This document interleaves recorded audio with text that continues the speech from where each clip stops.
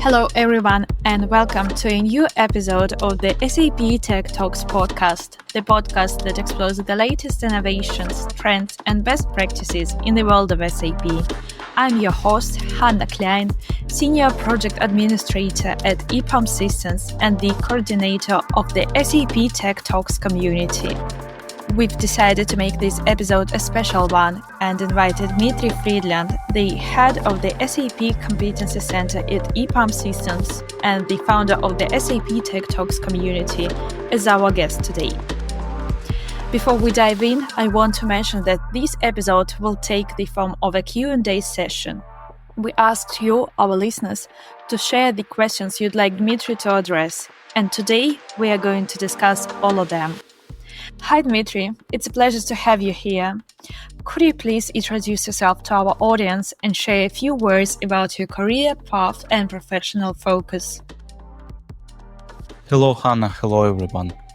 So my name is Dmitry Frydliand. I'm heading the SAP Competency Center here at EPAM, which is all services EPAM provides globally around SAP products in different domains.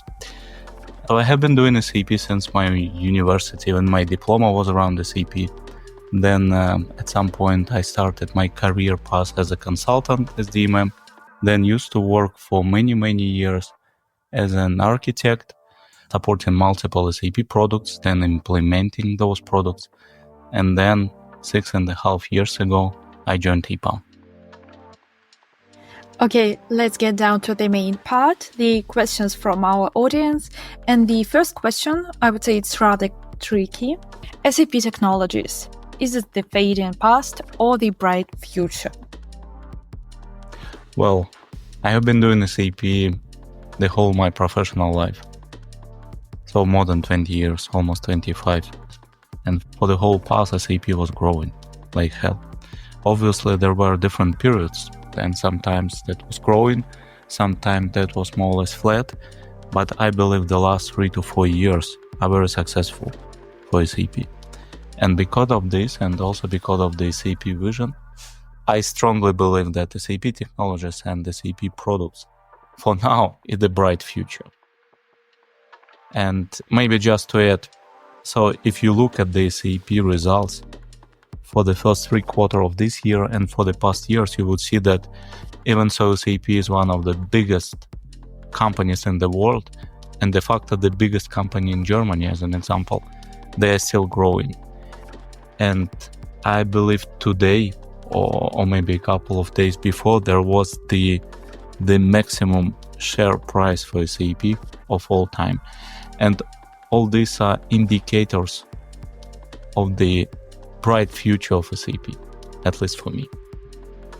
So to sum it up, you think that SAP is thriving right now and will be thriving in the future.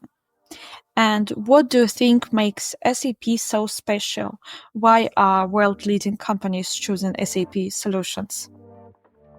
Long time back in 90s, SAP almost invented the first ERP system. They bring to the market the very successful SAP ERP system, and then quite a few big companies implemented those systems.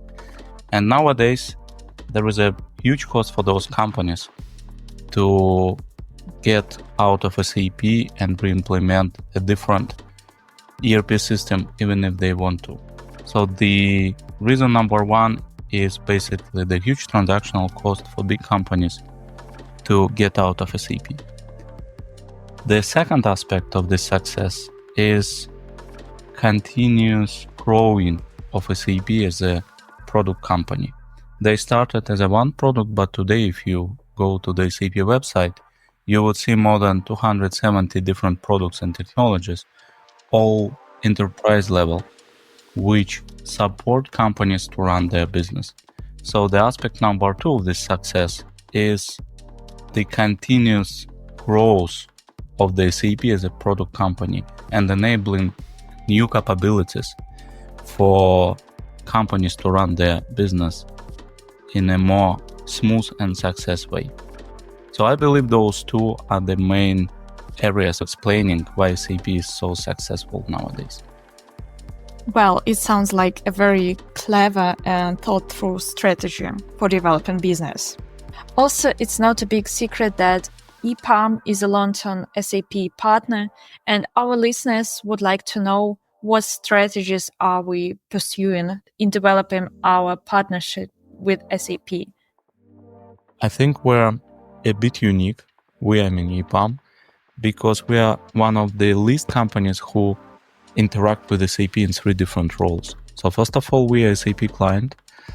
For a long time, for more than 10 years, we have implemented SAP ECC, then we moved to S4HANA, and just recently we started our SAP RISE journey, and also the SAP Ariba implementation. So we are heavily investing in the SAP products internally.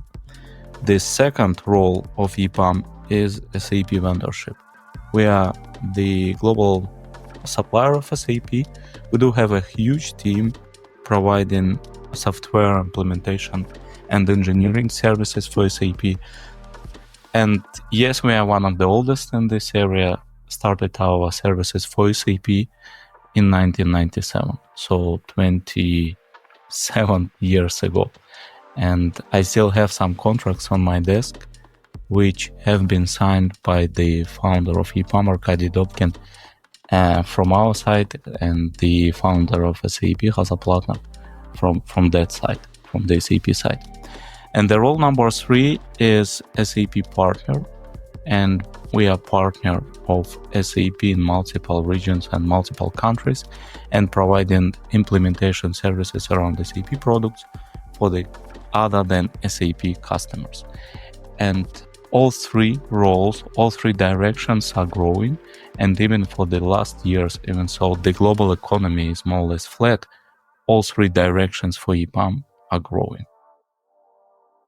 And these are excellent insights. Now, let's move on to the questions about your extraordinary career and life journey. Our listeners are curious to take inside look behind the scenes and find out if there are any other professional areas besides SAP that you are interested in or have worked with. Professional. So when I started the IT, since being the student, I had sort of my product, something similar to Yellow Pages, but in electronic form. It has been sold in my home country for many years, even after I left. And that was, I think, the first IT path for me. Then I started with SAP, and so I spent almost more than 20 years with SAP, implementing SAP products and building SAP solutions. Wow, it seems that your journey has definitely been a wild ride. And now let's go further and talk about motivation and inspiration. What is your motivation and driving force that keeps you charged?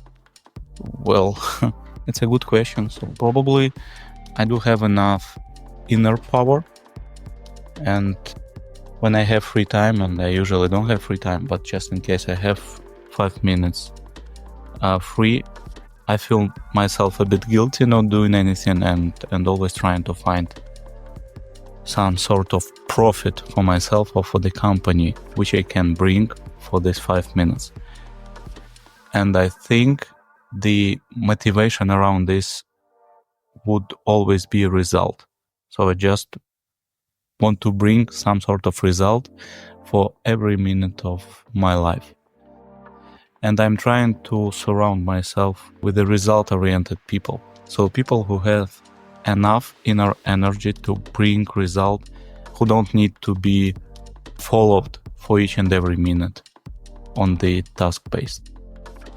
So can I say that your job is your hobby, and the result of the work done is what makes you motivated and ignites the fire within you?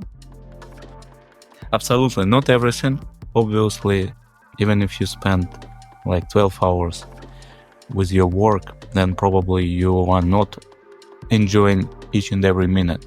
But majority of hours I spend with my job, I enjoy. And I see the result of it. So let's switch gears to discuss something that surely interests everyone: maintaining a work-life balance. Of course, balancing multiple roles and projects can be challenging. So what are your tips for maintaining a good work-life balance while combining all these different responsibilities? Well, it's a good question, and obviously it's super tricky nowadays to find time for the hobbies. So for me, I try to split my day between different activities, including sport, family, and some sort of hobbies. And you always have to prioritize one activity in a specific time of the day. For example, in the morning, it's always work. And sometimes also for the evenings, it's always work, but maybe early evening you can spend with your family or doing some sporting activities. But obviously multitasking is something which is complicated also for me, and doing multiple activities and working on multiple roles during the day is sometimes very much exhausting. And quite often you have to spend weekends not doing anything, completely relaxing, because otherwise one can quickly burn out. And how do you manage to avoid burnout? Any hobbies or leisure time activities? Well, I play tennis and try to do this a couple of times per week. And sport is usually very helpful, or any physical activity is very helpful.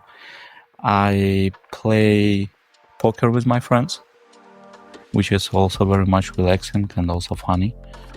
Travel a lot, quite often for work, but it's still very much helpful. It sounds very exciting. And we have one more interesting question. Now let's fast forward to the future. When you retire, what exhilarating adventures await you? Do you already have any plans that will keep your spirits soaring after retirement? I'm very much afraid of being retired, like majority of people, because at least for now I can't even imagine what I would do if I have 12 hours free time per day. But hopefully I will continue doing some sport. And for example, even now I do have some tennis players in my team who are older than 70, sometimes even older than 80. And I really hope to be some sort of old guy of this type. Very sporty, very interesting, and young looking. I remember there was this TikTok movie with Italian millionaire. I hope I'm gonna be very similar after retirement. I also think that these people are real role models and truly inspiring. Now let's talk about your relocation to Malaga, which happened several years ago. Can you tell us why you chose this destination and what are the pros and cons of living there? Well, that was a complicated decision, because relocation always has a complicated decision. I never regret. I love the life I live here. And if you ask for pros and cons, in my view, there are only pros and no cons in relocating to Spain and Malaga. Obviously, there are a lot of complexity: language, new people, new schools, completely different lifestyle, a lot of, or let's say, completely different service. But still, I'm very much enjoying my new life in Spain. And can you say that you have finally mastered the Spanish language? I'm getting better. No, I'm still not yet fluent in Spanish, but I'm getting better and I understand now people much better than I used to. Also, Spain is very much retrograde country, so they call a lot, they send a lot of mails, and they do a lot of stuff which is some sort of automated in other countries. So that's why speaking Spanish fluently is important. And I'm mastering the language, and hopefully I'm gonna be more or less fluent soon. Thanks for sharing your experiences. And lastly, as we are approaching the new year, do you have any resolutions or plans for 2025? I do have some plans for the next year, and I try to reach out the next level in my Spanish training. So I really want to be fluent in Spanish, and this is the resolution number 1 for me. I would like to continue growing at EPAM, reaching new horizons and taking new roles, and I really hope we're going to grow as a SAP business and SAP as a client next year as well, or at least the same pace we had the previous years. On top of this, I hope I will have a bit more time for my hobbies and my family, and I would like to wish everybody a nice year end and all the best in 2025. And the last question that I'd like to ask you, could you please describe SAP in 3 words? SAP in 3 words. This should be global, this should be big, and this should be successful. I think that's it for today. Thank you, Dmitry, for being our guest and sharing your knowledge with our audience. And thanks to all of you, our listeners, for joining us. Don't forget to subscribe to our podcast and stay tuned for more exciting discussions, expert insights, and industry trends. As always, thank you for tuning in, and until next time.